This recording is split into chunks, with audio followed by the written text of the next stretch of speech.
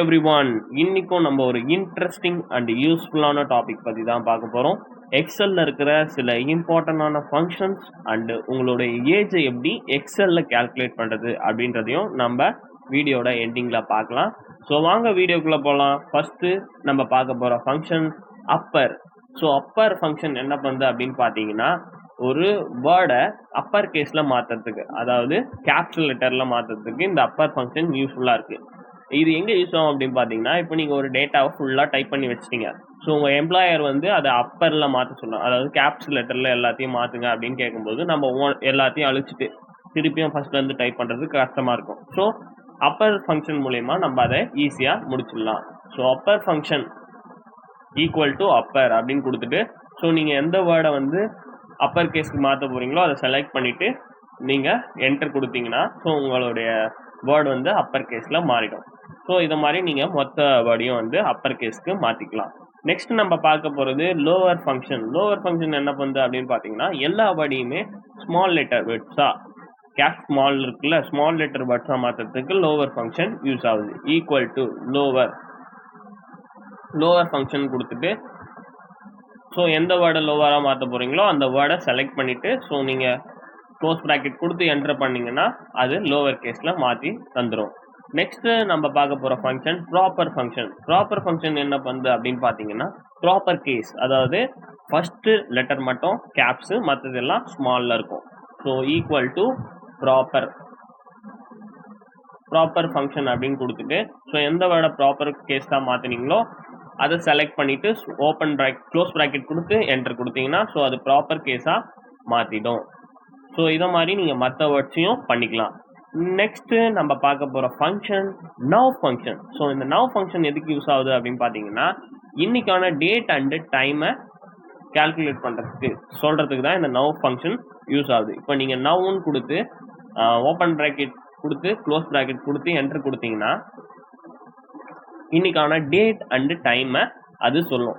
So first எக்ஸலை பொறுத்த வரையும் first month and date, அடுத்து தான் year. So 4th month 5th day, இன்னைக்கு இயர் வந்து 2023. ஸோ இன்னைக்கான டைமை அது சொல்லுது. ஸோ டைம் சொல்லும்போது பார்த்தீங்கன்னா உங்கள் லேப் ஆர் கம்ப்யூட்டர், உங்கள் சிஸ்டமில் என்ன டைம் இருக்கோ அதை தான் இந்த எக்ஸல் வந்து சொல்லும். ஸோ நெக்ஸ்ட் நம்ம பார்க்க போகிற இம்பார்ட்டன்ட் ஃபங்க்ஷன் என்ன அப்படின்னு பார்த்தீங்கன்னா டுடே ஃபங்க்ஷன். ஸோ நமக்கு இன்றைக்கான டேட் மட்டும் வேணும்னா நம்ம டுடே ஃபங்க்ஷனை யூஸ் பண்ணி நம்ம அந்த டேட்டை மட்டும் எடுத்துக்கலாம். So today function equal to டுடேன்னு கொடுத்தீங்கன்னா அது வந்து இன்றைக்கான டேட்டை மட்டும் உங்களுக்கு சொல்லும். நெக்ஸ்ட்டு நம்ம எல்லாம் இன்ட்ரெஸ்டிங்காக வெயிட் பண்ணியிருந்த உங்களுடைய ஏஜ் எப்படி எக்ஸலில் கேல்குலேட் பண்ணுறது அப்படின்றது தான் பார்க்க போகிறோம். ஸோ ஃபர்ஸ்ட் ஆஃப் ஆல் உங்கள் டேட் ஆஃப் பர்த்தை கொடுக்கணும்.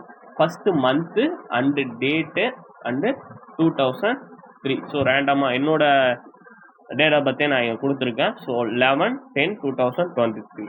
அதில் இன்னைக்கான டேட், ஸோ இன்னைக்கான டேட்டை நம்ம டுடே ஃபங்க்ஷன் மூலயமா இன்னைக்கான டேட்டை எடுத்துக்கலாம். ஸோ ஈக்குவல் டு டுடே அப்படின்னு கொடுத்து க்ளோஸ் ப்ராக்கெட் கொடுத்தீங்கன்னா இன்னைக்கான டேட் வந்துடும்.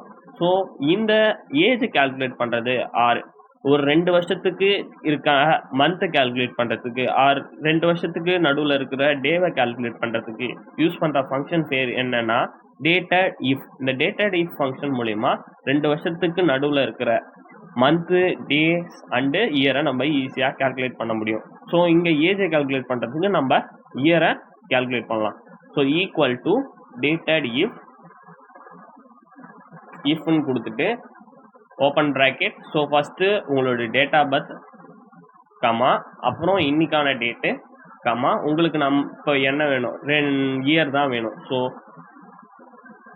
2 இயர் கொடுத்துட்டு ஒயின்னு கொடுத்துட்டு க்ளோஸ் ப்ராக்கெட் கொடுத்தீங்கன்னா எத்தனை இயர் அப்புறம் எத்தனை ஏஜ் ஆகுது அப்படின்றத அது ஈஸியாக உங்களுக்கு சொல்லிடும். இப்போ 19 years ஆகுது எனக்கு அப்படின்றத இங்கே பார்க்கலாம். ஸோ நேற்று சொன்ன மாதிரி தான் டெய்லி என்னோட வீடியோவோட எண்டிங்கில் ஒரு இங்கிலீஷ் நியூ வேர்ட் நம்ம கற்றுக்கலாம். ஸோ இன்னைக்கு வேர்ட் ஆஃப் த டே என்ன அப்படின்னு பார்த்தீங்கன்னா அப்சஸ்ட்னா மீனிங் என்னென்னா ஆவேசம். ஸோ ஆவேசப்பட்ட ஆர் நம்மளுக்கு புரிகிற மாதிரி சொல்லணும்னா ஒரு வெறி அப்படின்றத சொல்லலாம்.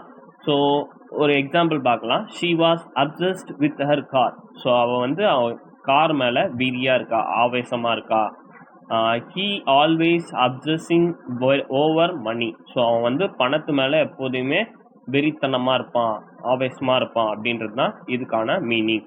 ஸோ இதுதான் உங்ககிட்ட நான் சொல்லணும்னு நினச்சேன். ஸோ இந்த வீடியோ உங்களுக்கு பிடிச்சிருந்ததுன்னா லைக் பண்ணுங்கள், உங்களோட ஃப்ரெண்ட்ஸ் அண்டு பிரதர்ஸ் சிஸ்டர்ஸுக்கு இதை ஷேர் பண்ணுங்கள், அவங்களுக்கு தெரியாமல் இருக்கலாம்.